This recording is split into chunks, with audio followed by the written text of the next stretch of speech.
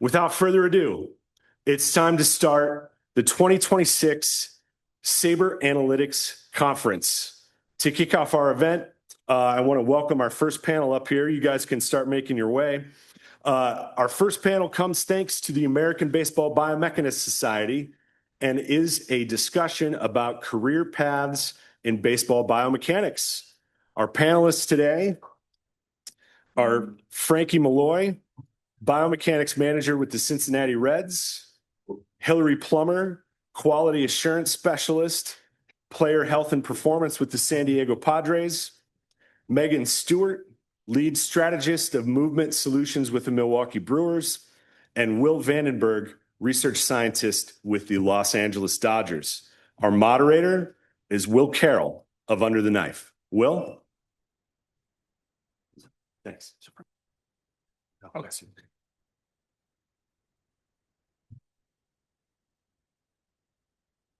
Thanks everybody for coming out. Let's start this off really quick. And you noticed we have three, we're missing one. He'll probably sneak in here in just a bit. Traffic, you know how it goes in baseball. Each of these has a very different job title. So if you could just introduce yourself and tell us what do you actually do on a day-to-day basis and overall, what's your focus? Start with you, Hillary. Hi, I'm Hillary Plummer. My title is Quality Assurance Specialist, but basically I'm a sports scientist. So I do a lot of our workload monitoring data with mainly focused on pitchers and keeping them healthy. Hello, I'm Megan Stewart. My title is Lead Strategist of Movement Solutions. So I oversee all of our biomechanics initiatives from our major league team all the way down to the Dominican. And I interact with our high performance staff, player development staff, and front office, R&D, baseball system staff on a daily basis. Hey, I'm Will Vandenberg. I'm a staff research scientist with the performance science team with the Los Angeles Dodgers. I focus mainly on on-field performance, less with the weight room and trainers, trying to basically understand baseball from a biomechanics perspective. So what makes players good, hopefully understand baseball a little bit better. Hi, I walked in as the question was being asked. So what do you actually do? What do I actually do? Hi, my name is Franky Mulloy. I am the manager of biomechanics for the Cincinnati Reds. My role, much like these guys, covers input for coaches, mostly pitching and hitting side of things, but also in strength and conditioning and into the medical realm as well for rehab and how we keep our guys healthy and on the field. I'm going to try to frame this in three ways, kind of using Wayne Gretzky as the inspiration of this. How did you start? Where are you now? And where are you going? So Franky, we'll start at your end. How did you get into baseball? Was this the goal? What was the one thing that let you get into this kind of position? Great question. As you guys can probably tell by my accent, I was not raised in a place that had a lot of baseball. So I actually started in academia. So I always wanted to work in elite sports, period. Overseas, we don't have baseball. So a lot of the stuff I did was just how humans move. And so that's the first question that I fundamentally try to answer from a biomechanical standpoint. All humans have pretty much the same muscle patterns and movements that they try to achieve skills. So really, baseball is a really good space where technology has exploded, that we can understand and access athlete data. We can apply that in the field in a very real way because it's a bunch of discrete skills. So if you're starting from pitching, it's easy to do. So I worked in a lot of other sports prior to coming to baseball. I'd heard from other people in America how much this has expanded about 2017 onwards with the access to that motion capture data. So I actually joined in 2023. I left academia to be applied more full-time. Our model in the UK is a little bit different to America. When you're an academic, you do get a bit more hands-on experience. So I worked with Formula One. I'd worked with great British sprinters, cyclists, a lot of different athletes. So for me, baseball is a really unique space for they're trying to do a skill. There are some movement parameters of how they're trying to achieve that. And therefore, this seemed a great setting. And that's how I ended up here. Well, if I had known this was an opportunity when I was in college, I would definitely say this was the dream. But it wasn't a realistic job. I graduated undergrad in 2014. I studied mechanical engineering and played baseball in college, so I think it's a kind of natural fit in hindsight. But yeah, it didn't exist at the time. So I pursued, I worked for a biotech company that made motion capture technology. So again, kind of path I think made sense. But yeah, this is exactly what I wanted to do. I think my playing experience helped as well. But even as a kid, as soon as I gave up on the dreams of playing in the big leagues, I think this would have been the dream job. Let me do a quick follow-up on that. How much do you actually get to talk to the players and kind of be that translator of, maybe you didn't play for the Dodgers, but it's the same sort of motions? Far from playing for the Dodgers. We communicate with the players a lot. It depends on the player, how interested they are in data, how well I know them. We tend to communicate with the coaches more often because they are with the players every day and have the context of everything they're working on and going through. But some guys are pretty curious, and especially the ones that I've worked with for years now, have a pretty good relationship of being able to communicate with them directly. Awesome. Megan? Yeah, so I never thought I'd play baseball at the professional level, unlike Will here. But I did always want to work in baseball. It was always a dream of mine to somehow get into the sport. I loved physics, engineering, math growing up, science. I got my undergrad degree in exercise science, pre-medicine. And while I was getting my master's degree, I was studying under one of the first baseball biomechanists that the game had ever had. And I was like, this is actually a feasible opportunity for me. I can go work in baseball now. So I ended up getting my PhD. And then I started out at the American Sports Medicine Institute in Birmingham, Alabama. So I worked with a lot of like injured guys coming through that were at the hospital, guys that were returning from Tommy John with Dr. Andrews. A few teams would fly guys in and out for like a daily assessment there for biomechanics, but there was not a lot of follow-up on a lot of those things. And I had created some really good mentors that were in the baseball sphere. So I reached out to them, decided to apply for jobs, and ended up landing with the Brewers. This is now my 6th season with them. I started off as a research assistant and then I've kind of grown from there. But yeah, it's been a dream job of mine and I'm thankful every day that I get to do it. Hillary? Yeah, I think I'm a little bit older than some of these other people on the panel. So like Will said, like I knew I wanted to be in baseball, but at the time I had no idea like how I would get into baseball. There, sports science wasn't really a thing. Biomechanics wasn't really a thing at the time. I started out getting my master's at the University of Arkansas in athletic training. And I kind of realized that, we're seeing all these injuries and we don't really know why they're occurring. So I really kind of fell in love with collecting biomechanics data, trying to answer the why behind why are we seeing this? What's happening? How can we improve player performance? And we did a lot with Arkansas's baseball team back then, but after graduating, decided, I probably need to go get a PhD, keep getting more experience in the biomechanics world. I think I always kind of knew that eventually with baseball being so data driven that biomechanics would become a thing at some point. And it took me 7 years to land a job in baseball. And, it's kind of always the dream. And with my role, get to interact a lot with the minor league players on a daily basis. And it's just a lot of fun. Let's move forward a little bit. Will, I'll start with you on this one. What's the one piece of technology or the one answered question that you've dealt with in the last 5 years? Because obviously, biomechanics has always existed, but we've got so much more data. It's being integrated. There's probably not a team around that doesn't have a lab or access to a lab. What's the one question you feel is answered now that you think is the most interesting?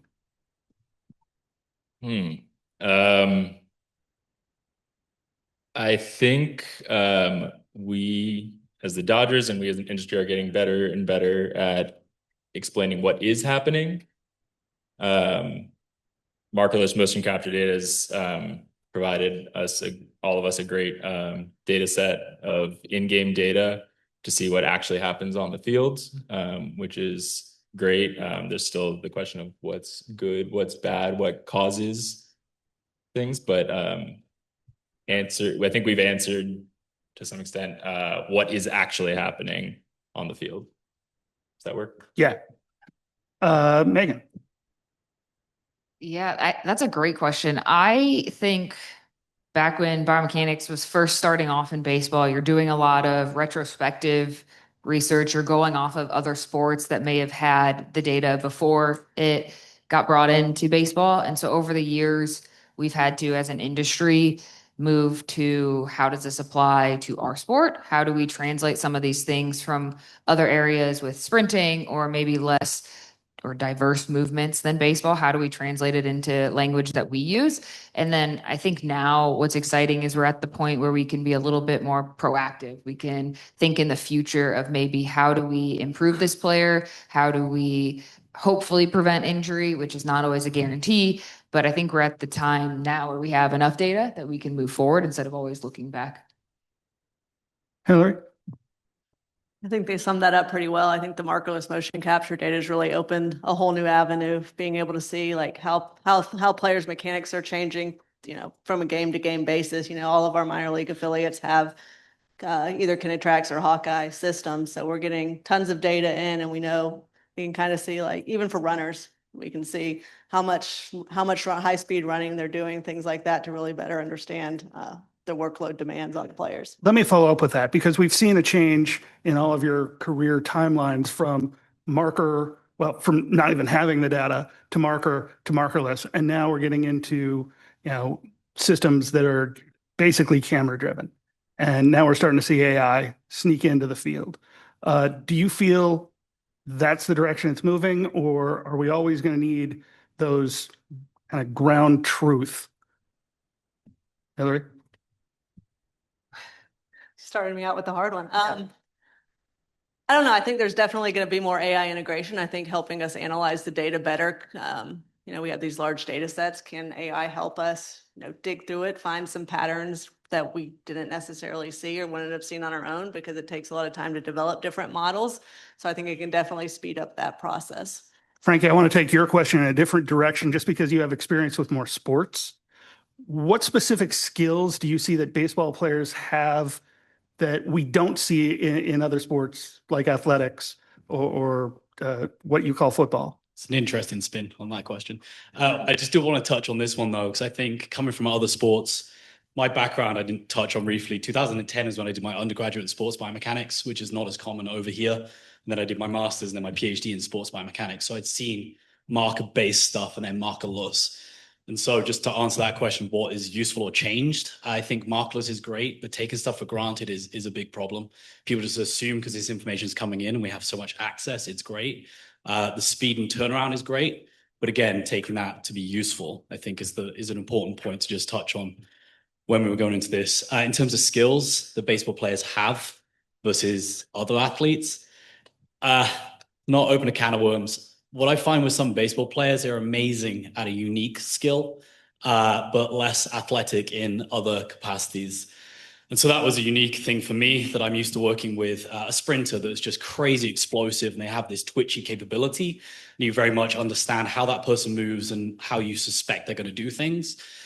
A baseball player can be built non-athletic and look like an average Joe, other than the fact they're 6'6", but then do incredible things, that they have unbelievable ability to control their body. Like we have one guy that's 6'6" and close to 280 pounds, yet has incredible control of his trunk when he's moving down the mound. That blows my mind every day. So I guess it's to not take somebody for granted on how they can move, or to put it in a more sports biomechanics realm, don't assume by how they move day to day or what they're doing applies to what they're doing on field, and don't assume on field is how it applies to off field as well. So really open up your eyes to the whole plethora of what is the range of motion available for that person. Do they have inefficiencies from a musculoskeletal point? Do they have internal rotation that isn't there? And even if they do, does that play on field or not? Which probably ties back nicely to the other question of what's changed it for us. And I think in-game data has been significant because we're not just taking assumptions and running with them. Megan, it looked like you had thoughts on that one. I have a lot of thoughts on a lot of things. I think AI, going back to that first, I think AI is a great tool. I don't think it's ever going to replace the applied aspect of it. I don't ever think it's going to replace the individual the individuality aspect of it either. Of you can get all this data in and it might be able to analyze it, but you have to be able to turn it around and speak it in a language to a coach or a player. And every player is going to be different and every coach is going to be different on how you may talk about that. So I think that it's a tool, but it's not going to replace things or people. And I think the kind of gold standard markerless conversation that's been going on for many years that Will and Franky kind of touched on, I think it's a great question and framework just for everybody to kind of think about, because for so long, marker-based motion capture was the gold standard. And that's what I had with the Brewers when I first started. And now that we've moved to the markerless, like, could that now be a gold standard? Because you're getting it, as Franky said, in game. And so you're getting a real-time movement. Is that how we're going to move forward of kind of replacing that initial gold standard, at least in a sport-specific setting? Yeah. Let me follow up on that one with you, because one of the things that I remember seeing when I was at Modus, we would have a ton of guys who would go in, they'd get marked up, and then they'd throw like 82, 83. It wasn't a competitive situation. Kyle's not here to answer this one, but I always say that the biggest innovation that Driveline ever had was amping these guys up so much to get them really into that competitive adrenaline-filled space. With perhaps a bit less accuracy, do you feel that the in-game might be better just because it is actually real? I think it depends on the question you're asking. I think if you're just looking for overall, how does this guy pitch on the mound? How does this guy run from first to second? How does this guy swing in the batter's box? I think having in-game data is going to give you a more realistic picture of how they're moving in a game-like or almost game-like situation with a live VP or a sim game. I think if you're looking at a rehab setting, a return to play setting, if you're working on drills or specific design sessions, having a more detailed, maybe more accurate, if quote unquote, situation could be beneficial. Do any of you see big differences between what you get in the lab, what you get in semi-competitive situations like bullpens, and in actual in-game, where there's vast differences in their biomechanics, and everybody's nodding? So yes, what do you do in that situation? Is there a fix for it, or is it just different situations? I thought that was just gonna be a yes or no. That would have been a lot easier. Yes, there are definitely differences. It's all context. Like, I think that's where our biomechanics brains come in. Does the difference make sense as a difference related to intent or effort level?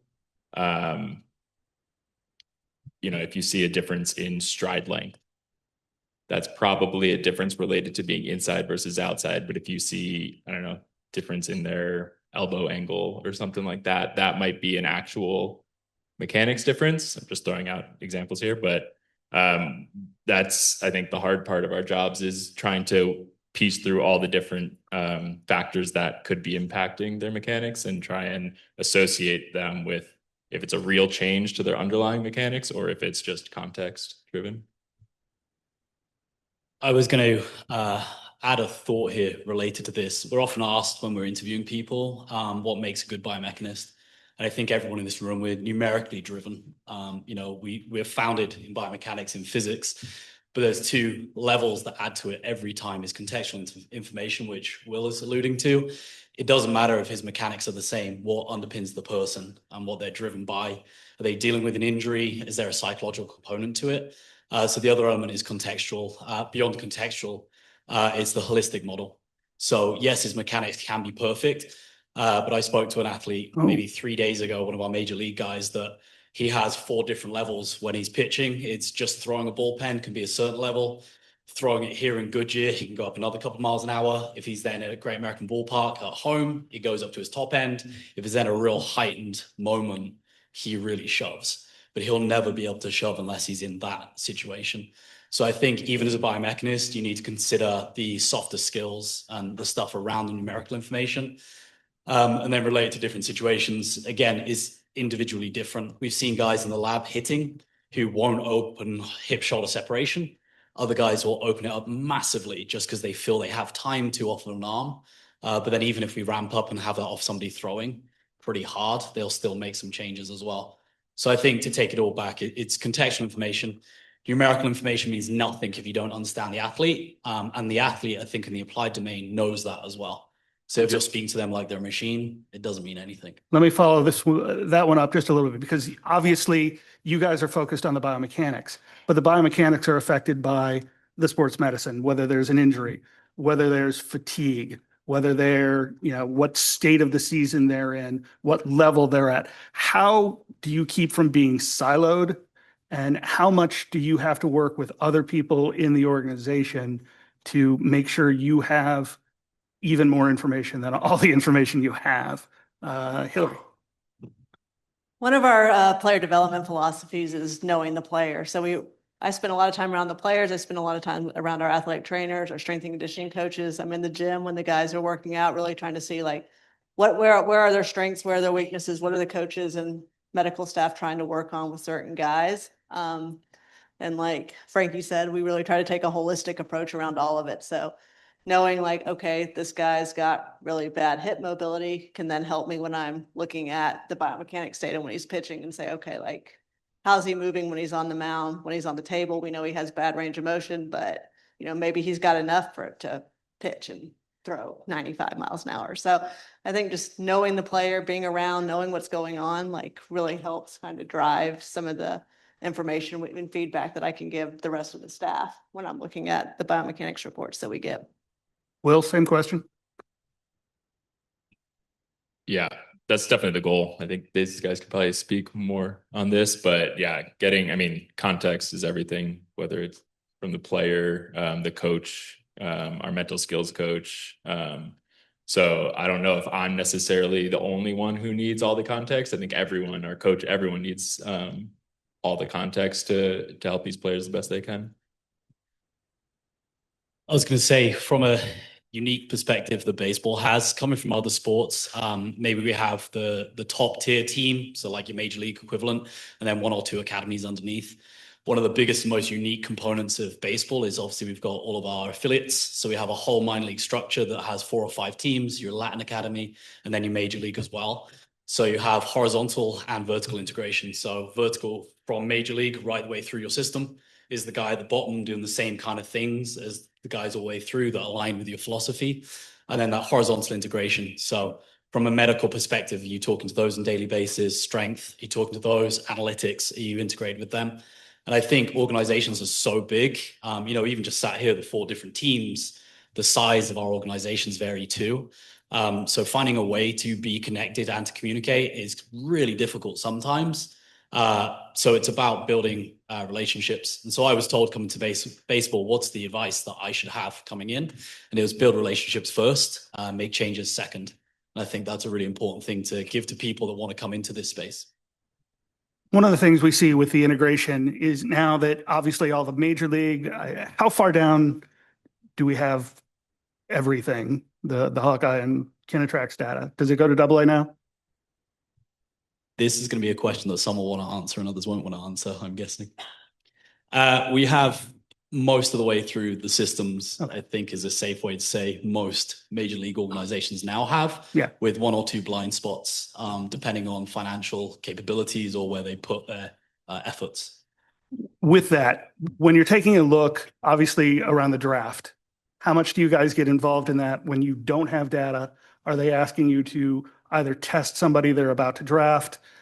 Is that something you would like to be involved in? Will, you're nodding, so you get to answer first.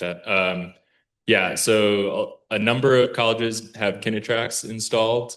Some other schools are installing other systems as well. So biomechanics data is becoming available in-game at college levels.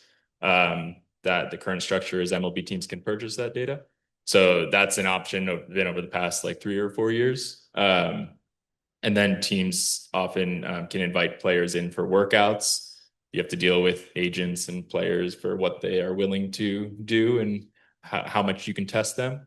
But I'd say for a limited population, we have, especially at the college level, some kind of biomechanics data every year we can do more and more with it. And now we're starting to get like a longitudinal data set that we can use as well. So we're just scratching the surface, but it's becoming something that we can participate in.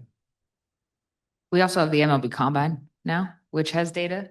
So they run Canatrax there on the guys that are in the games. So you do get that data if you choose to look at it as a team.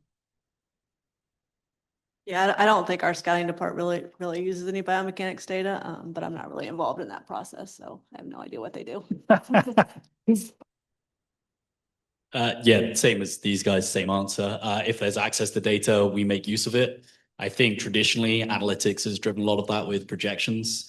It's now becoming more and more pertinently aware how useful biomechanical information is, that this guy projects well, but is he moving like somebody that could move well or will move well? But I think we're just kind of scratching the surface of that across a lot of organizations, which loops back to your AI question earlier.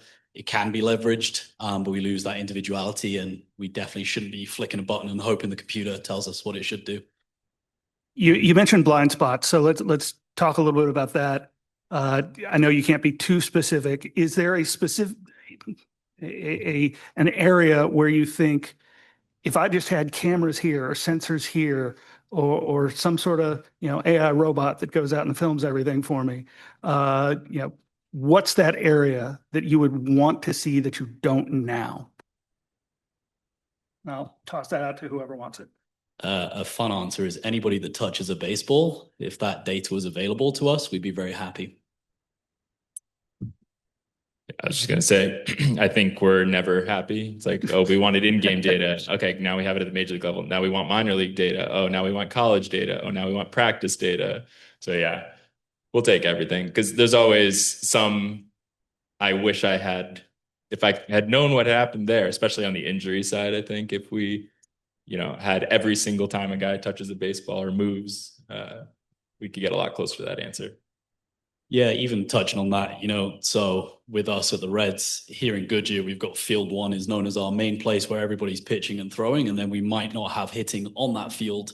Then somebody does something, if it's an injury, like, oh, what happened with him? And that becomes like an in-house blind spot. And I mean, how often does that happen to us? Like it's quite common. Oh, this happened. Do you have that data? Oh, I don't. Sorry. Is there a situation where I retract. I'm trying not to be over specific. When it comes to injuries, obviously pitching injuries, especially, people are going to come back and say, oh, this guy, you should have seen it coming. How often do you go back into the data and see it coming?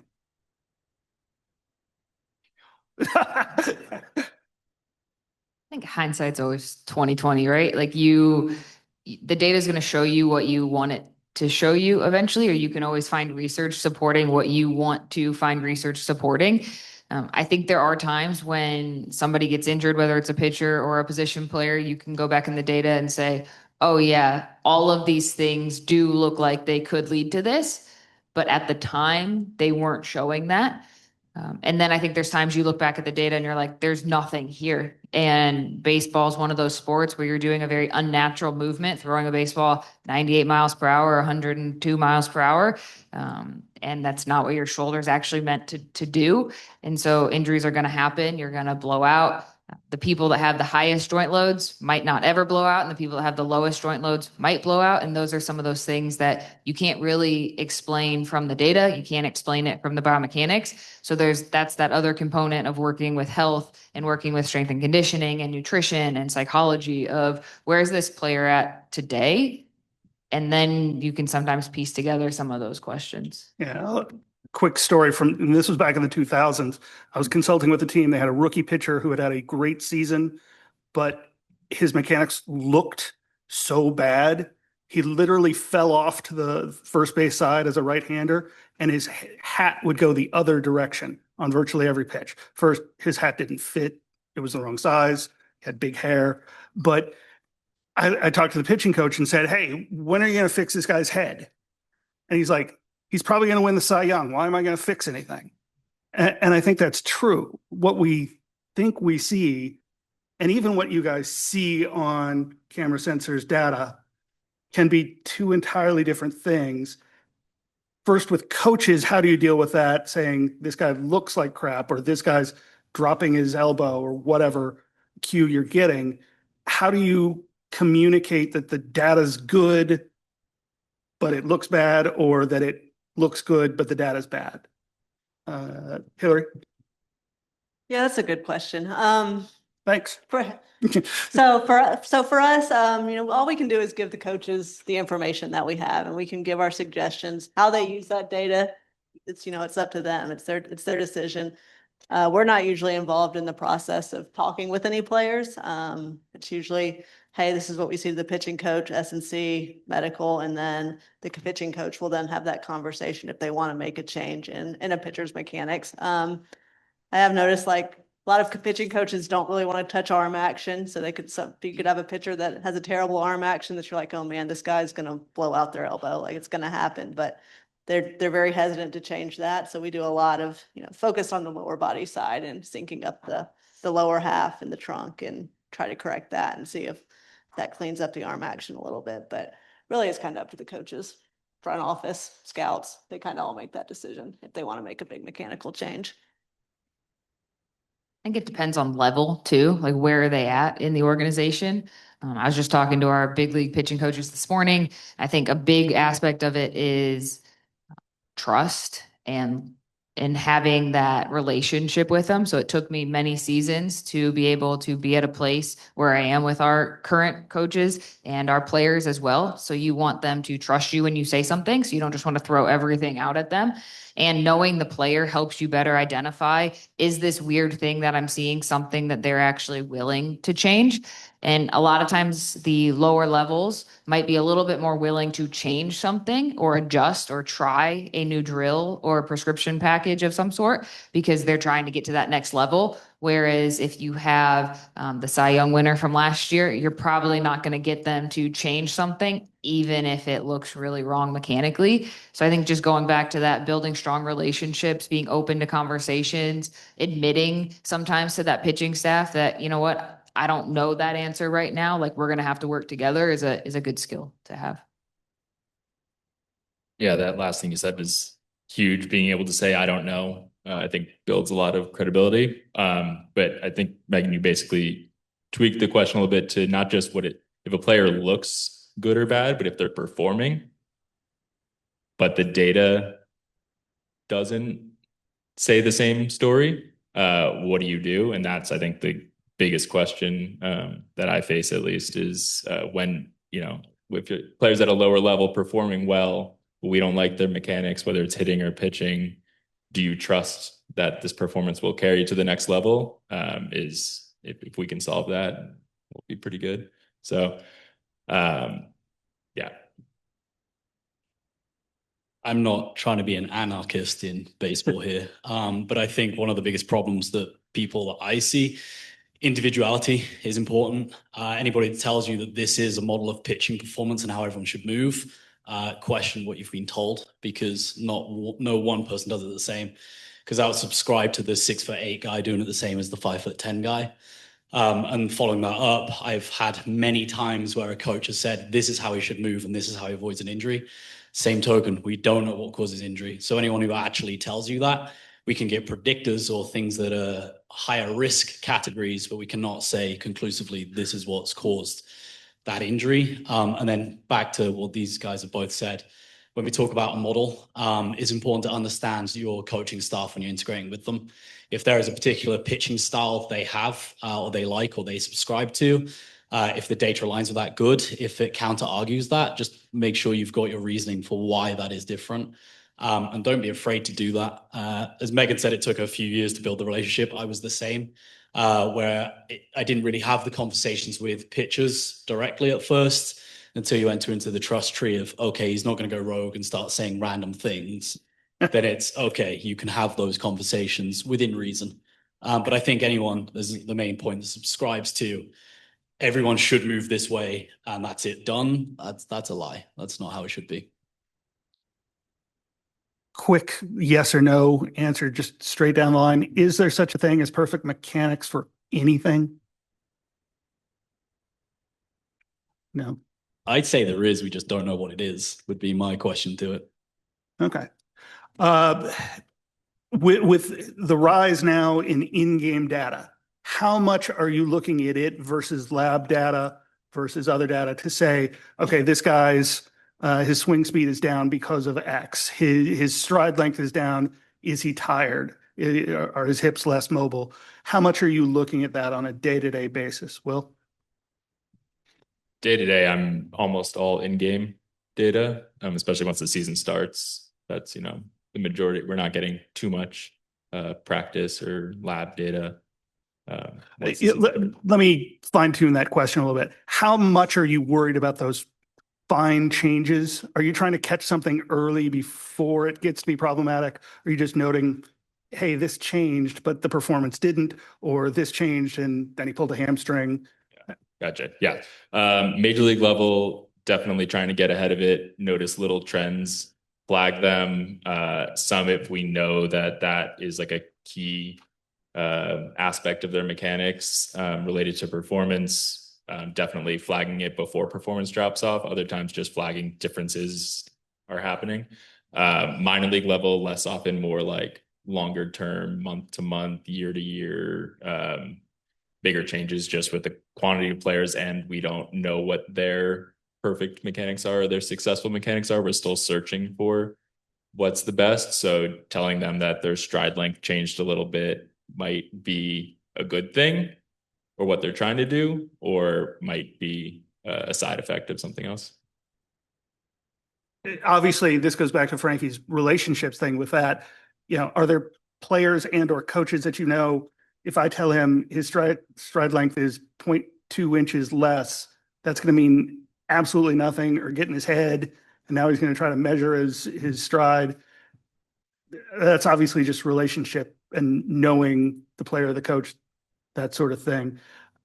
How much value do you think there is in those fine changes of data, especially in measuring fatigue, which is still largely an unknown? I think it depends on the individual. I think there's two components to the question you just asked. The one is knowing the player.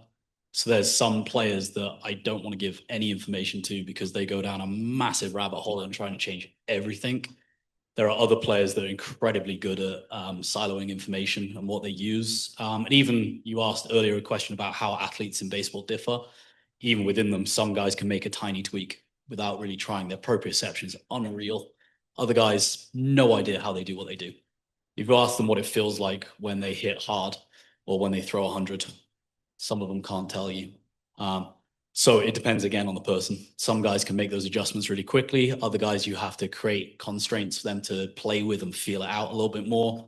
Other guys, you almost have to trick them, which feels morally wrong, but you have to make them think they're trying to do something they're not, which then brings something out. Can you talk a little bit more about the constraints? Because that's something that not a lot of people outside biomechanics understand. Okay.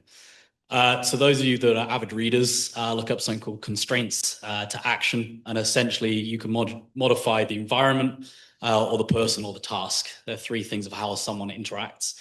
If you create a constraint, it makes somebody do something without you telling them to.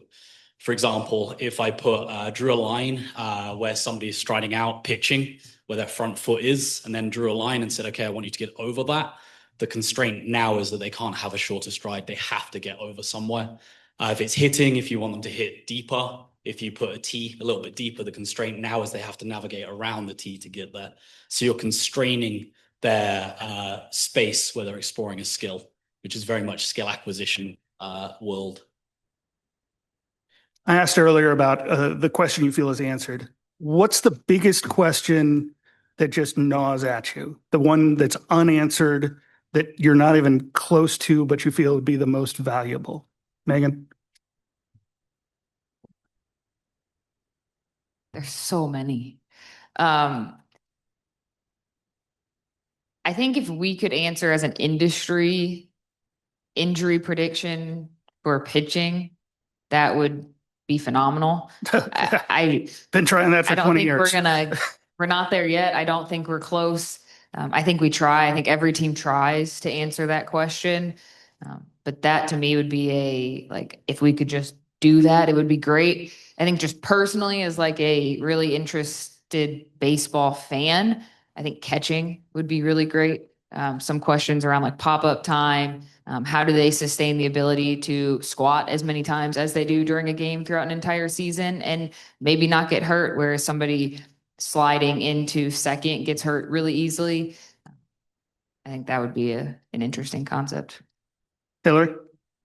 Yeah, I agree with Megan. Why do some guys get hurt, others don't, even though they have similar, similar data sets, things like that? Is it genetic? Possibly. Will, do you have one? I want to know what makes a hitter good. What makes a hitter good? I told my boss that I'll retire when I have that answer, and I don't think I ever will then. We've come a long way. A lot of my research has been on hitting, but man, it's such a complicated, hard skill. And I think there's a reason that there's so little public hitting research. Love seeing that there's more and more every year, but yeah, I'd love to have that answer. In terms of hitting, the one question I always had is why do great hitters slump? Good question. I feel like if we could figure out why, I mean, we can all agree on who a great hitter is just by production, but even the best of them slump. They stop seeing the ball. Something changed. When David Wells threw his perfect game, they asked him after the game what had changed. And he was like, I don't know. I had a good cheeseburger today. Mm-hmm. And so all the things that he had done that morning, I talked to him years later, and he was like, it got in my head. I was like, do I have a cheeseburger before every game? Does it have to be from that place? What if it wasn't great? Does that throw things off? Did I put my left sock on before my right sock on? But with slumps, they're universal. They're the defining characteristic of baseball, I think. And yet, even in biomechanical data, and you guys see a whole lot more than I do, we usually don't see a very significant difference between the hitter on a hot streak and the hitter in a slump. Am I wrong there? I think it depends. Yeah. I think the performance mechanics, one of them normally changes before the other. Sometimes the mechanics will lead to performance change. Sometimes something else can cause performance change. And then it's a slump where everything falls apart. So it's not always one-to-one. But I think working in baseball, one of the things I've realized is how impressive those guys are that have a long career and perform every year the same. I remember Rich Hill coming in and we looked at his mechanics first game of the season, and it was so different from September of the year before, but his pitch movement was identical. Velo the same, induced vertical break with completely different mechanics. And it was just an example of how these guys are freaks. That is that kinesthetic or is that compensation? I don't know. Good question. From a motor control perspective, generally elite people are able to achieve the same outcome, but with variable mechanics. And that is one of the defining characteristics that makes someone elite. Franky, do you have a question that keeps you up at night? I think Megan's one. Why do people, not just pitchers actually, injury in general? I touched on that we don't have a true answer to that. But we have guys, to put a numerical value, you can see guys that rotate their shoulders at 4,800 degrees per second. And then you get two freaks that do it at 5,800 degrees per second and they're fine. And it's, well, how does this person have such an explosive shoulder and they have no issues, and somebody who's mid-ranges then blows up?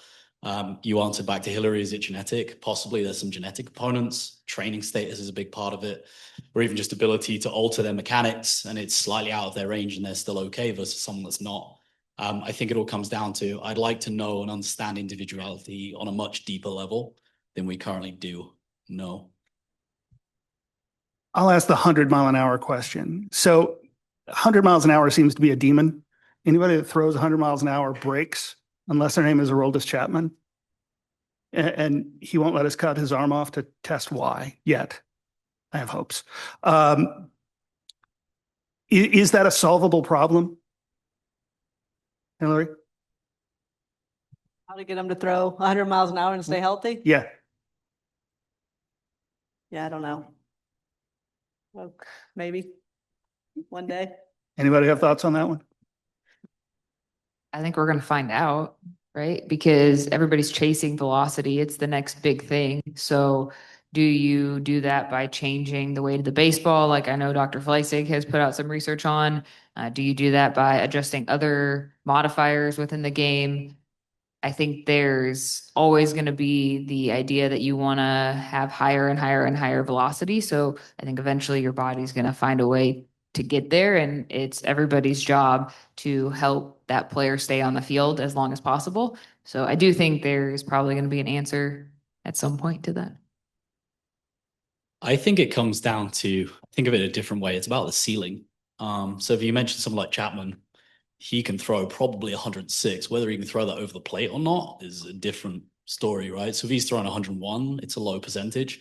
If it's a guy that can throw 100 and that is his top out and he is doing that every single time, I think that answers there's a different viewpoint to the same question. So can people? Yes. I think the more pertinent point that these guys touch upon is the sport is demanding that. So that's never going to go away. And whenever these situations happen, that means they're going to be throwing harder, younger, and maybe have more adaptations over time. I think the duty is on us to not have a guy that you take from 94 to 98 within a few weeks. It becomes, well, if he's on a velocity-based program, how are we doing that safely? And to do that, we need to understand the mechanical demand that leads to that. Okay, I'm going to ask a really, really technical question. Feel free to take a nap. You talked about youth and reformation. We know the shoulder actually changes structure. Do you think the fact that these kids are throwing younger and we'll see even more reformation is good or bad? I think any time that you have a sport that when you're saying changes the shoulder, it's not just the muscles, like the bone. Yeah, the bone literally The humerus changes shape. literally rotates. I don't think that's great.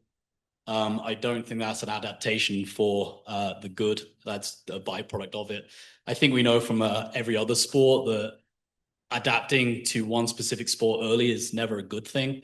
So the more you keep your kids doing everything and being active and then applying athleticism to baseball is probably for the best. But then that's a very non-baseball viewpoint because I know it keeps getting younger and younger and younger. I've had people before say, hey, my kid's starting to throw. I know you work in baseball. Can you do stuff with him? And he'd be like, how old is he? Like 6. Like, well, 1, I'm not a coach. And 2, that's outrageous. Like, let them just go play and have fun. All right. Now that I've asked all my wonky technical questions, just work like last year.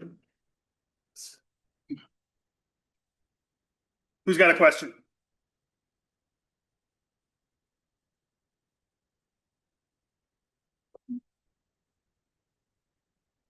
Yeah, thanks.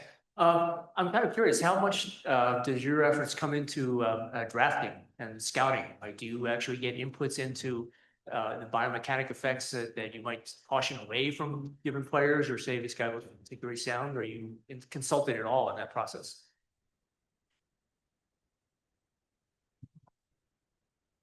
I think it's going to vary by team on how involved you are in that process. For us, we definitely get consulted. We do write-ups on guys. We talk with our scouting group all the way down to the scout that maybe is directly interacting with that player up to our, top end VPs of scouting.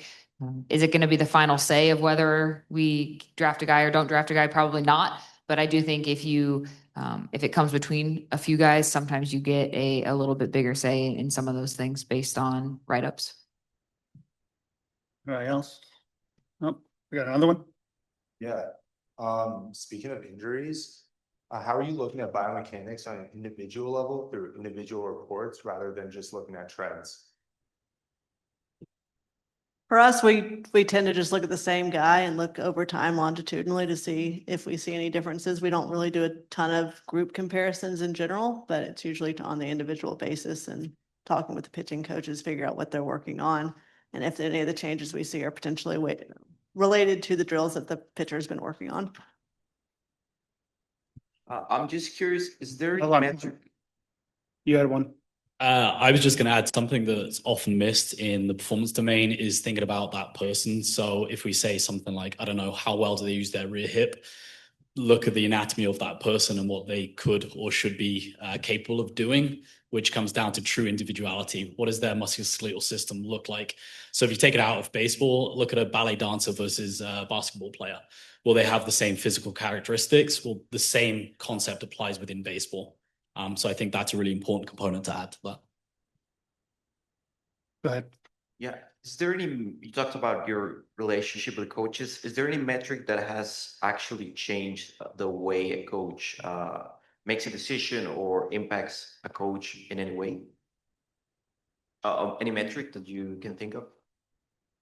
Yeah, I can't say which metrics or what they are, but a big part of my first years with the Dodgers was working with the coaches to learn from them, but educate them as well.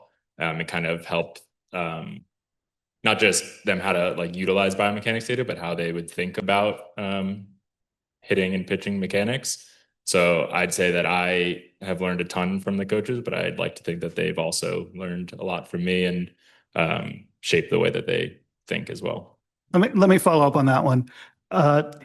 Will, because you were a player, and Franky, because you weren't, yet I heard you use shove in absolutely perfect context, which I would hope at this stage. But how long did it take you, Franky, to kind of learn the lingo and the context for them? And Will, how much did knowing player/coach talk help you early? Still learning is probably the correct answer. To be transparent with you guys, I didn't know what a slider was when I first got into baseball.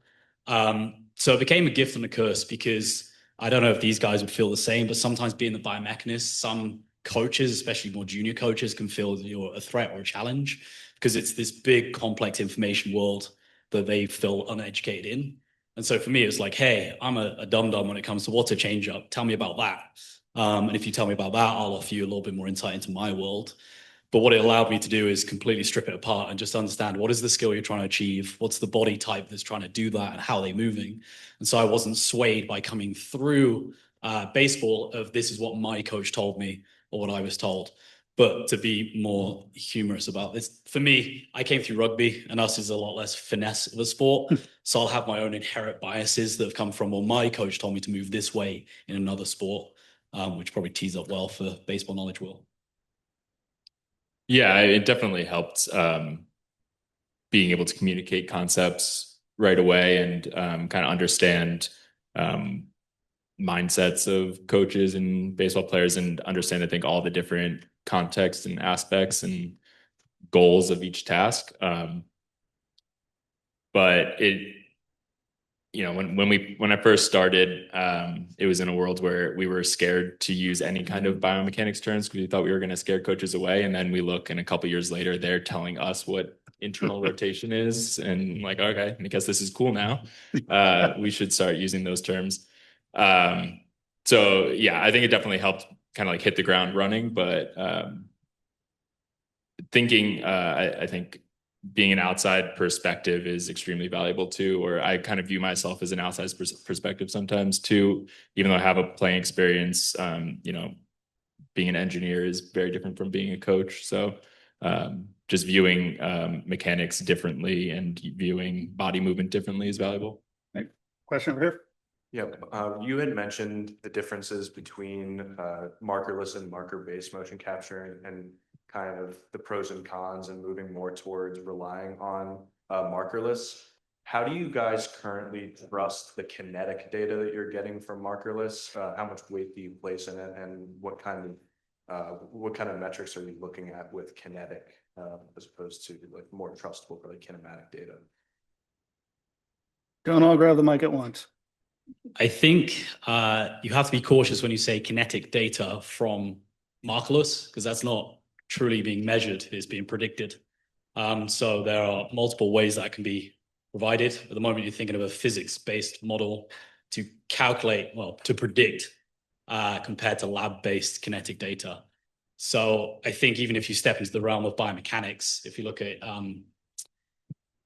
at IDA, so even just how we're calculating torques, even a torque that's measured from a marker-based system with ground reaction force can have inherent mathematical error. So if you say that somebody's elbow is changed by 20 Newton meters, has it? And what's the bandwidth? And that's if you're measuring it, even if you had a bony marker attached to their bone pin. Like, I think you should have to be very cautious. I think this goes for all, actually. It's a really good question because a lot of people get a variable and they think, this is amazing, look what we get. And the big question is, do we, and is that what we have? So.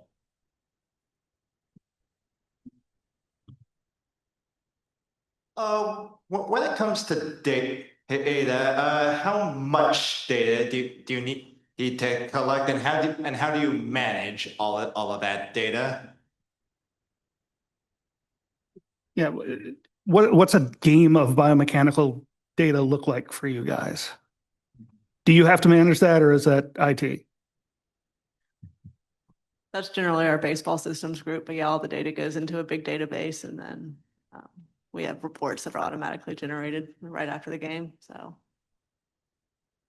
we have really, really, really smart people on our baseball systems and R&D staff that are able to correlate all that information or collate all that information into one place that I can then look at it. Yeah, I've done a lot of work taking the like raw data that comes out and calculating things off of it, but thankfully we have a lot of data engineers to handle all the raw data. I think to your question a little more specifically too, it depends on like if we're collecting data or we're using data, what sample size do we need? Depends on how many variables are going into it. If it's lab-based data where you can control for pitch location and pitch type or speed for hitting, then it's a much smaller number than in game where, you know, pitches are all over the place and timing's different and everything. For pitching, you need smaller sample size because they're in control of everything. So it just depends on what the variables are that go into it. Up here. It was mentioned earlier that data shows you what it wants you to. So how do you guys take or avoid internal biases or organizational biases in going toward a quote wrong answer or the right answer? Could you restate that? It was mentioned earlier that data shows you Put that mic right towards your face. Thank you. Restate it for him if we need. I heard him. You I got can it? restate it for him. Okay. I made a comment earlier saying that the data will show you what you want it to show you. Is that correct? And then how do you not use your biases to affect your results of that? So I think that part of the job that's really tricky is you know how the body works as a biomechanist, and sometimes in sports, the body's not going to move exactly how you think it's going to move. And so you almost have to separate yourself from the love of the sport, and your actual job and your duty is to make sure that that player is as healthy as they can be and can perform at the most elite level that they can. And getting context from other areas is so important into helping not be biased in it. Because if you think this player needs to throw this way based on everything else that research has always shown you, knowing what their range of motion is on the table, knowing what their force or strength output is in the weight room, knowing where they are mentally, knowing where they are nutritionally is adding in those additional contexts to kind of help keep you from being so refined in your thinking. I got one more. I love looking at mechanics without looking at their performance first. So whether it's a guy I know and someone asked me to look at him now versus last year, looking to see what's different and myself trying to predict which version I think is better. And then do it a lot with draft with amateur players, look at their mechanics first, give a grade, and then look to see if they're good or not. It's a fun exercise and it's hard, but I think that's the best way for me to avoid being biased. Sometimes it lines up, sometimes it doesn't. But yeah. This guy sucks. Clayton Kershaw. No. Okay, thank you. So I've done some research on this. I know that the highest numbers of like Tommy John surgeries come from the high school level and below. I was wondering whether you think that pitchers should throw less at their absolute maximum, so maybe like a little slower, not as hard, and whether you think that if they do so at the lower levels, there'll be a correlation with less injuries later on. That's a really complex question. So let me start by sort of a clarification. Do you guys feel that we know how many of these guys are actually throwing 100% and how many of these guys are actually throwing 105%? Because I don't think we have too many guys throwing 95%. I think this comes down to, sorry, hello, Hugo. I think just talking from sports biomechanics, the first thing that's common in all humans is a velocity accuracy trade-off. And people tend to forget about that a lot. If I try to do something a maximal effort, there is no way, or phrase it another way, I will lose some accuracy in doing so. So yes, if I'm capable of throwing 100 and that's my top end, I can throw it, but will it be for strikes? Probably not. If you can, you're a bit of a freak and maybe you're able to control that. So I think even just answering that question, nobody theoretically will be in professional baseball throwing max out unless they just have a unique ability to throw it in this very small space. Same thing. Yeah, there are very few pitchers now that back in 1905, Christy Mathewson wrote a book called Pitching in a Pinch. And he said, always save your best pitches for when you need them. It doesn't happen very often. I have to go back to Aroldis Chapman. I remember the first time I saw him, he was at AAA. He was a starter at that point, and he was throwing 93. Just 93 slider, but he was living at 93 until a guy got on second base. And all of a sudden it was 102. It was like, oh, that's why everybody told me to come down and see him. But again, that's unusual. The last guy I can remember that really did that was Orlando Hernandez. And we just had Kurt Schilling go crazy on Bubba Chandler because he said he was max effort on every pitch. I was like, yep, that's why he throws 100. We have another. I think it's a very similar question I was planning on asking, but just like it seems like all the pitchers are going 100% in 10 right now. So I just was wondering if you guys talk with coaches about that and how to approach that and what type of effects that has biomechanically short-term and long-term on pitchers' arms.